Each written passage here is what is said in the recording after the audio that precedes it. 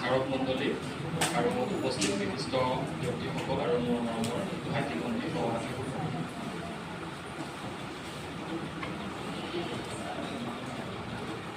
মহাপ্ৰতিভাধৰ বিশ্ববন্দিত শিল্পী গণশিল্পী ডক্টৰ ভূপেন হাজৰিকা যথাৰ্থতে আছিল এজন সংগীত সম্ৰাট।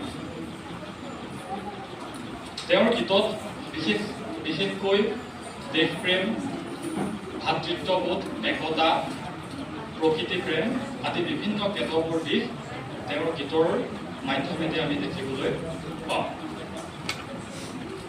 আচলতে ক'বলৈ গ'লে তেওঁৰ গীতত নাই গীত, সকলোৱে আছে।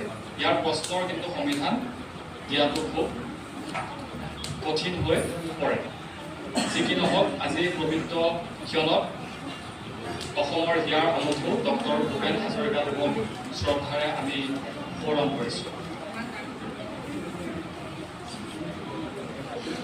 এতিয়া আহিছোঁ মূল বক্তৃতাৰ বিষয়টিলৈ। বক্তৃতাৰ বিষয়টি আছিল যে ডক্টৰ ভূপেন হাজৰিকাৰ গীতত ঐক্য আৰু ভাতৃত্ববোধৰ নিদৰ্শন। হয়, তেওঁৰ গীতত প্ৰায় কেইটি গীততে ডক্টৰ ভূপেন হাজৰিকাই ঐক্য আৰু ভাতৃত্ববোধৰ নিদৰ্শন দাঙি থৈ গৈছে। এইখিনিতে মোৰ এটা কথা মনত পৰিছে, ভূপেন হাজৰিকাৰ যেতিয়া 13 বছৰ বয়স আছিল, জীৱনৰ প্ৰথমটো বুলি কিছুমানে ক'ব খোজে আৰু কিছুমানে দ্বিতীয় গীত বুলি ক'ব খোজে। সেই গীতটি তেজপুৰ হাইস্কুলত যেতিয়া তেওঁ পঢ়ি আছিল, অধ্যয়নত হৈ আছিল, তেতিয়া তেওঁ এটা গীত ৰচিছিল, সেইটো হৈছে অগ্নিযুগৰ ফিৰিঙতি মই নতুন অসম গঢ়িম। এই গীতটোতে যিটো সম্প্ৰীতিৰ এনাজৰী, জাতি, বৰ্ণ, ধৰ্ম, ভাষা, সংস্কৃতি নিৰ্বিশেষে কেনেদৰে একতাৰ বান্ধোনেৰে আমি থাকিব লাগে, ভাতৃত্ববোধ জাগ্ৰত কৰিব লাগে, এই গীতটিৰ মাধ্যমেদি খুব সুন্দৰকৈ তেওঁ বৰ্ণিত কৰা দেখা যায়। সৰ্বহাৰাৰ সৰ্বস্ব ফিৰাই আনিম বুলি ডক্টৰ ভূপেন হাজৰিকাই গীতটিত খুব সুন্দৰকৈ উল্লেখ কৰিছে। দ্বিতীয় এটি গীতৰ প্ৰসংগলৈ মই আহিছোঁ। সেই গীতটোতো খুব সুন্দৰভাৱে সকলোৰে চাগে পৰিচিত এটা গীত, মোৰো খুব প্ৰিয়। মহাবাহু ব্ৰহ্মপুত্ৰ মহামিলনৰ তীৰ্থ, কত যুগ ধৰি আহিছে প্ৰকাশী সমন্বয়ৰ অৰ্থ। মহাবাহু ব্ৰহ্মপুত্ৰ, বিভিন্ন জাতি উপজাতিৰে ভৰপূৰ আমাৰ এই অসমখন। ব্ৰহ্মপুত্ৰৰ দুয়ো পাৰতে সকলো অৱস্থিত হৈ থাকে। মহামিলনৰ তীৰ্থস্বৰূপে তেওঁ খুব সুন্দৰভাৱে আখ্যা দিছে এই গীতটোৰ জৰিয়তে। গতিকে সকলোৱে মিলি জুলি আমি থাকিব লাগে বুলি এই গীতটোৰ মাধ্যমেদি কৈছে, এই ব্ৰহ্মপুত্ৰখনক লৈ মহাবাহুখনক লৈ পেলাই।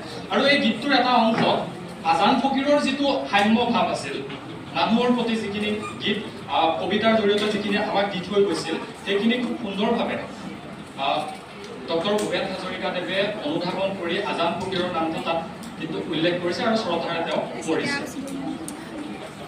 ইয়াৰ পিছতে আহিছোঁ তৃতীয় এতিয়া ভূপেন হাজৰিকাৰ গীতলৈ। সেইটো হৈছে ভূপেন হাজৰিকা বিশেষকৈ আমাৰ অসমখনক যিটো উচ্চ নিজ ভাৱ, জাতিৰ ভেদাভেদ যিবিলাক আছিলে, সেইখিনি নাশ কৰি যাতে আমি অসমখন বিকশিত কৰিব পাৰোঁ, সুন্দৰ এখন সমাজ নিৰ্মাণ কৰিব পাৰোঁ, সেয়া তেওঁৰ গীতৰ মাজেদি প্ৰতিফলিত হৈছে। সেইগৰাকী ব্যক্তিৰ এটা অনুপম সৃষ্টি হৈছে যুৱতী অনামিকা গোস্বামী।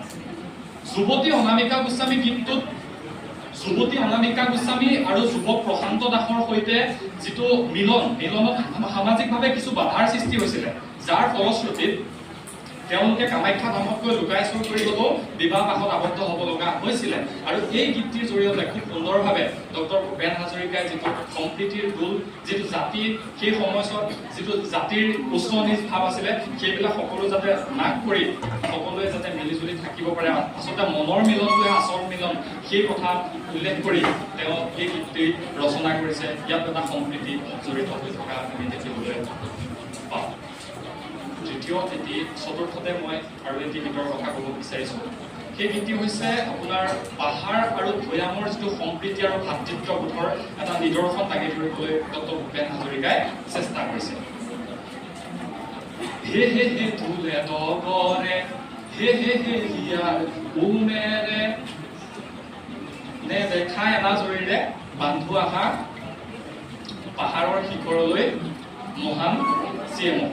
এনেদৰে খুব সুন্দৰভাৱে জাতি জনগোষ্ঠীৰ মাজত সমন্বয়ৰ বাৰ্তা দাঙি ধৰিবলৈ চেষ্টা কৰিছে ভাতৃত্ববোধৰ এনাজৰীডাল শক্তিশালী সবল কৰি থাকিবলৈ ডক্টৰ ভূপেন হাজৰিকাদেৱে তেওঁৰ গীতৰ জৰিয়তে প্ৰকাশ কৰিবলৈ সক্ষম হৈছে। ডক্টৰ ভূপেন হাজৰিকাদেৱৰ অন্য এটি মই গীতৰ প্ৰসংগ ক'ব খুজিছো। সেই গীতটি আছিলে ধম ধমা ধম ধম ধমা ধম। এই গীতটি ৰচিছিলে 1974 চনত নিয়তি যিখন কথাছবি আছিলে সেই কথাছবিখনত খুব সুন্দৰকৈ তেওঁ এই গীতটো প্ৰকাশ কৰিছিলে।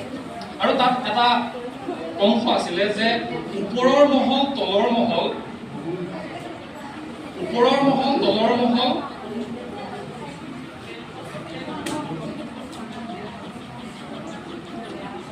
ওপৰৰ মহল তলৰ মহল সকলো সমান বুলি কৈছিলে, কোনো কাৰো প্ৰতি ভেদভাৱ নাই বুলি কৈছিলে।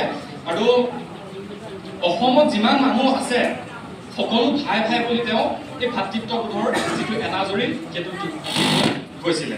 তেওঁৰ গীতসমূহত এই গীতৰ জৰিয়তে আমি দেখিবলৈ পাওঁ আমাৰ অসমত বিভিন্ন খ্ৰীষ্টান ধৰ্মাৱলম্বী লোক আছে, হিন্দু ধৰ্মাৱলম্বী লোক আছে, অন্যহাতে আমাৰ বৌদ্ধিষ্টসকল আছে।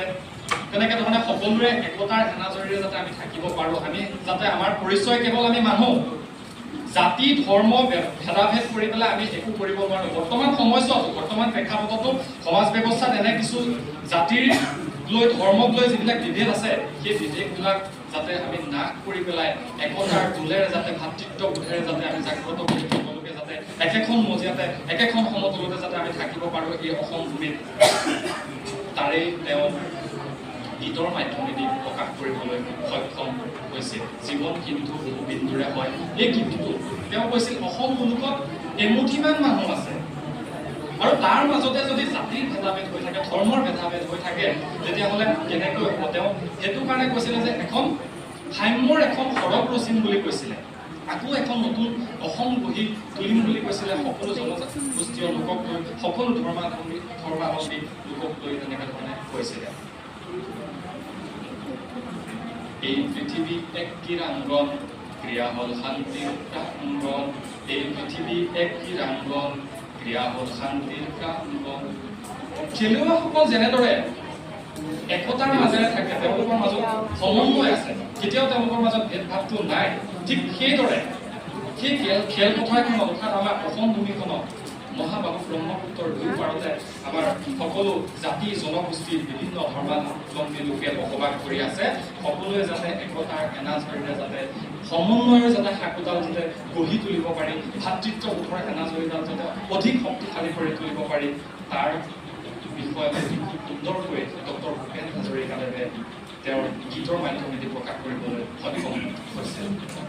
এনেদৰে বিভিন্ন গীতত ডক্টৰ ভূপেন হাজৰিকাদেৱে সুধাকণ্ঠ ডক্টৰ ভূপেন হাজৰিকাদেৱে গীতসমূহত ঐক্য আৰু ভাতৃত্ববোধৰ নিদৰ্শন দাঙি ধৰা দেখা গৈছে।